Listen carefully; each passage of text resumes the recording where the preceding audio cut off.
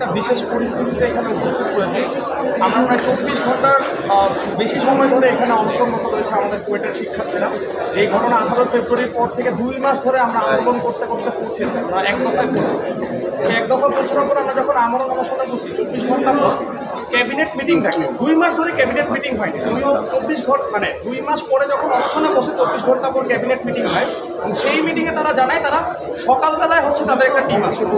শিক্ষা উপদেষ্টা যদি এইখানে কুয়েটের মধ্যে 1 ঘন্টা অনশন ছাড়া যদি থাকতে পারে, আমি আপনাকে চ্যালেঞ্জ দিতে পারি, সেই শিক্ষা উপদেষ্টা একটা প্রহসনমূলক একটা কথা বলে যে তারা সকালবেলায় হচ্ছে টিম পাঠাবে। তাহলে সকালবেলার মধ্যে যতজন শিক্ষার্থী এখানে অনশনরত শিক্ষার্থীদের অসুস্থ হবে, সেটার প্রত্যেকটা দায়ভার হচ্ছে শিক্ষা উপদেষ্টার, প্রত্যেকটা দায়ভার হচ্ছে শিক্ষা মন্ত্রণালয় এবং যেই উপদেষ্টা সেই ক্যাবিনেট মিটিংয়ে ছিল। আমরা বারবার বলেছি, মানে আমরা তো এই আন্দোলন প্রথম দিন মানে একদিন ধরে করছি না। আমরা ডক্টর ইউনূসের কাছে, প্রধান উপদেষ্টার কাছে আমরা সেই ইয়াটি নিয়ে গিয়েছি, আমাদের স্মারকলিপিটি নিয়ে গিয়েছি।